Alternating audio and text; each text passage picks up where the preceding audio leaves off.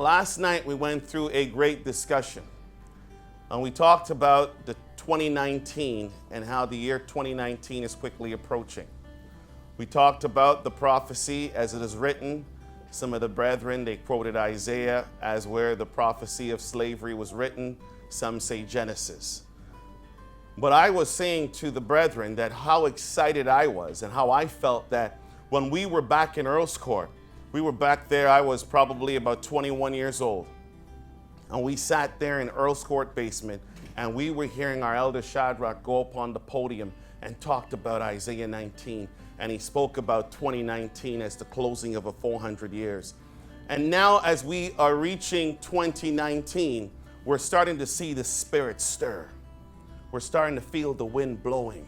We're starting to see the things that we heard about years ago when everyone thought that we were just in a fantasy world. Now we're starting to see. So I'm going to read some scriptures as I go along with this. Acts 10 verse 28. And this was Peter. And he said unto them, you know how that it is an unlawful thing for a man that is a Jew to keep company or come unto one of another nation. But here it comes.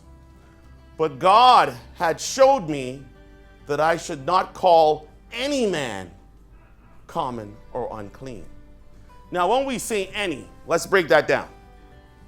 What does any man mean to you?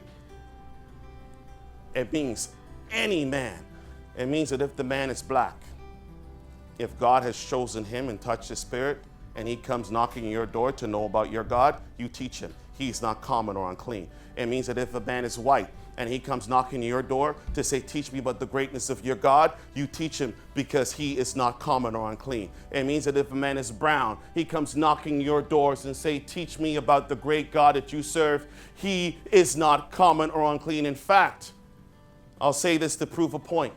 If a UFO should land and a green Martian comes out and knocks our door and say, teach me about your God, you teach him about the greatness of your God because he is not common or unclean.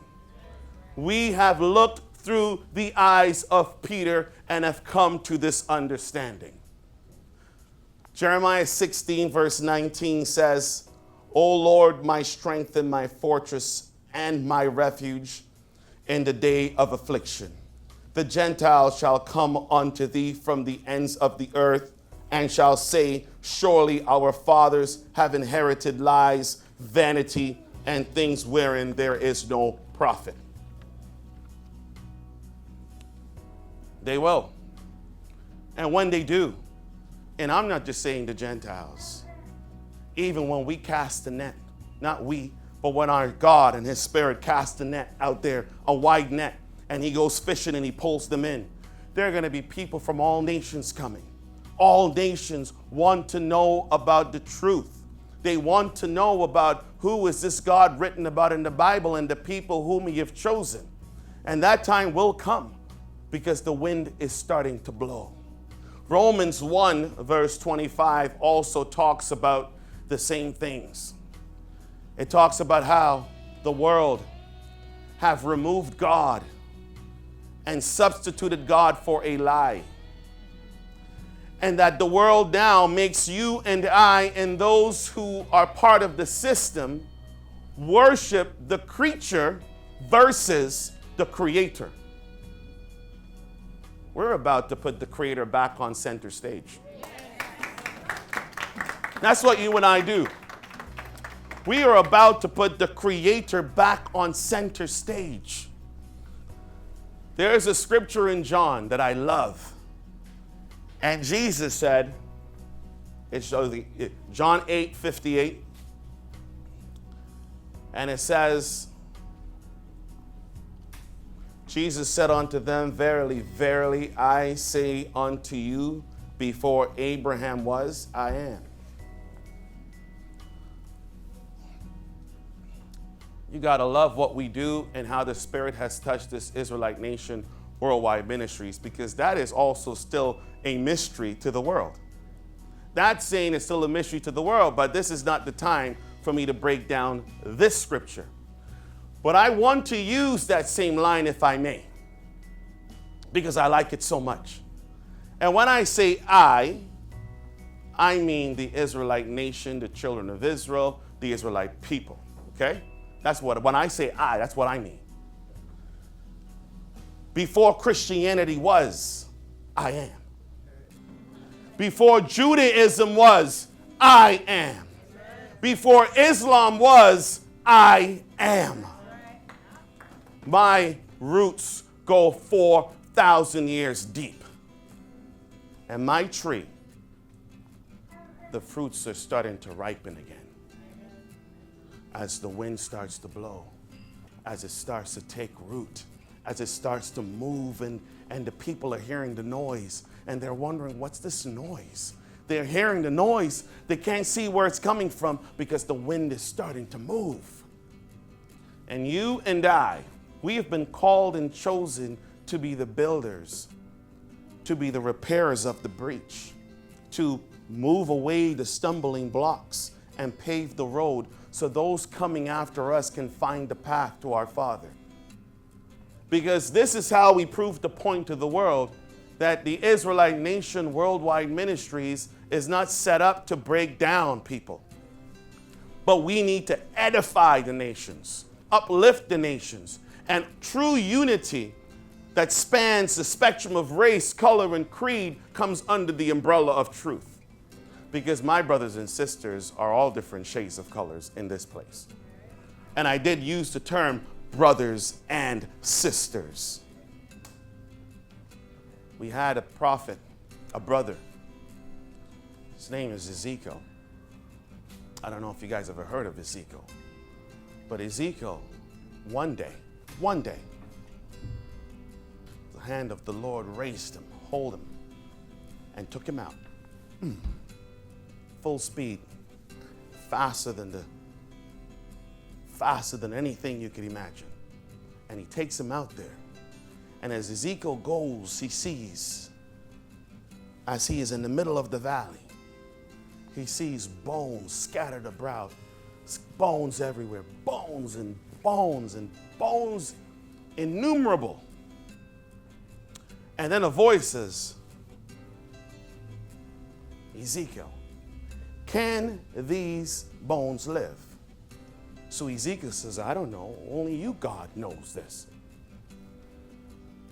God says, I tell you what you need to do. Prophesy unto the bones that they may hear the word of the Lord. So Ezekiel, being obedient, started to prophesy. And he prophesied, and he prophesied, and they began to hear the word of the Lord. So then hands joined to shoulders. And then the fingers found the hands. And then the flesh came upon the bones. And he kept prophesying. And they kept hearing the word of the Lord. And then skin came up upon them. And Ezekiel took a step back and said, whoa, they're all laid there, but there's no life. There is no life. So God says, stand up, Son of Man, and call upon the four winds. Call upon the four winds and prophesy to the four winds that they may blow and breathe upon these slain. Yes? Yeah? And Ezekiel, being obedient, looked upon those that was down, so much down, even to the grave's mouth. And Ezekiel started to prophesy, and the winds, the four winds were obedient, and the four winds started to blow. And they started to blow, and they started to blow, and they breathed breath into those bodies that was laid down by the grave's mouth. And then one by one, they started to stand up. And Ezekiel says, oh my God, what an exceeding great army this is. But he still did not know. Who are these people? And then God says, these bones are the whole house of Israel.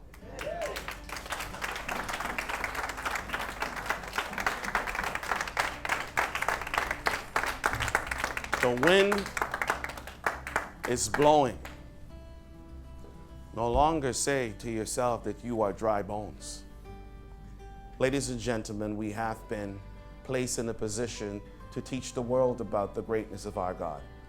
We have been placed in a position to talk about the mysteries, because the things that are revealed are given to us, the children of Israel. The things that are revealed are given to us. And the winds are blowing and prophecies are being fulfilled. And one by one, he will be calling them from the ends of the earth. We just have to be in a position. You and I just have to be in a position to know there should be no prejudice. There should be no racism amongst us. Because God can call whoever he chooses, and dare not any man call that person common or unclean. Just do your job and teach them about the greatness of our God. Let's have some songs and break.